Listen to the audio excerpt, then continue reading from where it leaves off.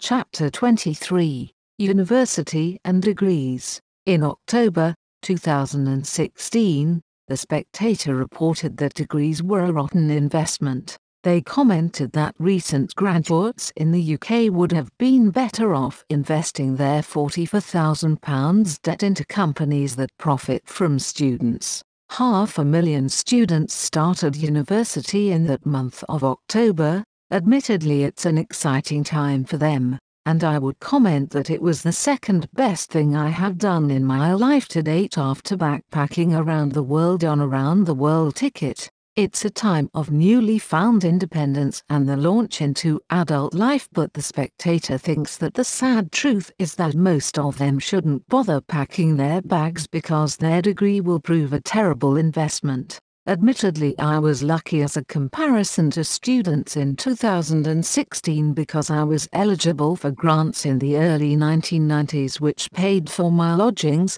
food and some books and not much else. But I came away with only around £1,000 of debt to my name upon graduation. The Spectator commented that many students had been sold a false dream and had been encouraged to put themselves massively into debt to fund an education that is supposed to lead to great career prospects, but too often doesn't, they say. The majority of graduates, 59%, in the UK end up working in non-graduate jobs according to the Chartered Institute of Personnel and Development. These people have left university with high expectations for their lives ahead of them, but their hopes have been crushed by the reality of the jobs market. In 1994, the author's era, about 100,000 students a year went to university for a first degree and another 100,000 went to polytechnics.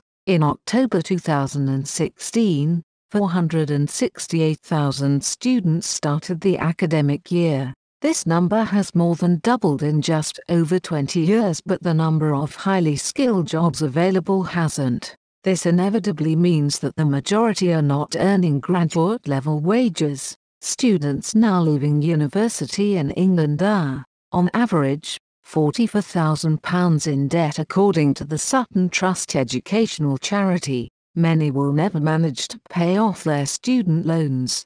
The Spectator suggested that universities, like fund managers, should be forced to publish rates of return, the average salary uplift over 10 years compared with the cost of the average degree in tuition fees. If the return is negative, then at the very least it may force 17-year-olds and their parents to reconsider. For those in graduate-level jobs, starting salaries have stagnated and have not kept up with the increase in tuition fees according to market research firm Highflyers. In 1998, when tuition fees were introduced, students were required to pay up to £1,000 per year for tuitions, and by 2013 it had risen to £9,000 on average. It's a similar tale in the United States, as highlighted by a study from the Center for Economic and Policy Research, because in 2005,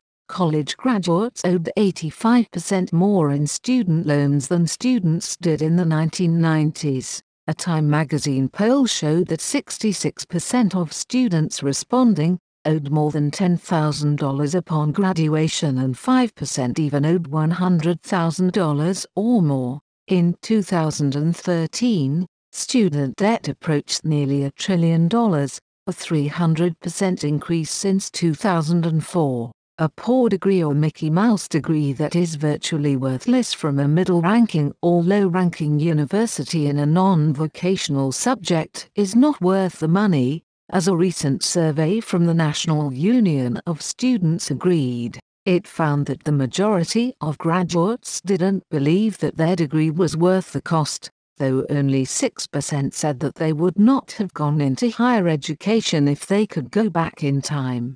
Parents may also want their kids to get a degree, either because they themselves did so or they didn't go. A degree is a mark of social status for both parents and offspring. So do we need to send children to school or university at all? Legally, to school, yes we do, but higher education is a choice for most. Educating children is very important, but the current system, at least in public schools, seems to try and create slaves or robots that will conform to the rules of the system and pay their taxes or debts like a good little slave is supposed to do. Being creative or thinking for yourself is considered a no-no to the elite 1% unless you are a part of the top 1% by being born into it, or you have the correct bloodline, or get yourself a scholarship.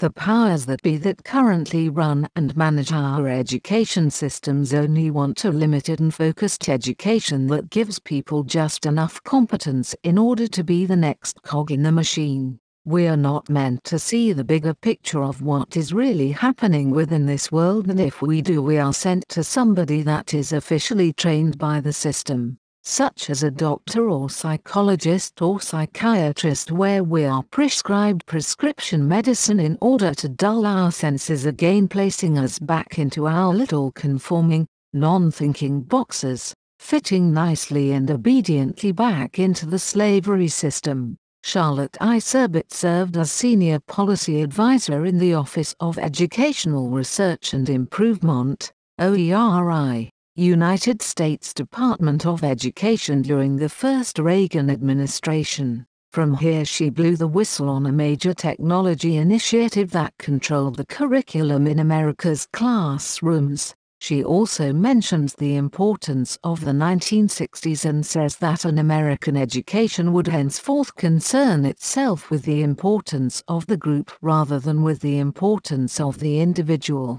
The purpose of education would shift to focus on the student's emotional health rather than academic learning. Remember the 1960s: sex, drugs and rock and roll. Drop out, tune in, and turn on. Just about everything that is wrong with America today had its genesis in this pathetic decade of youthful self-indulgence, she said. Years ago, when I was a member on Facebook, before I saw the light that is, somebody posted a video on it about the stupidity of Americans. I cannot remember the title of it, but it was a 5 to 6 minute video where a reporter took to the streets of a major United States city to ask American citizens simple questions. One such question asked was, how many sides does a triangle have? And none of the responses were correct. I was both amazed and saddened, but it went to provide an example of the state of education, even though this was such a small segment of society, and the video would have been edited purposely to make the entire video comical.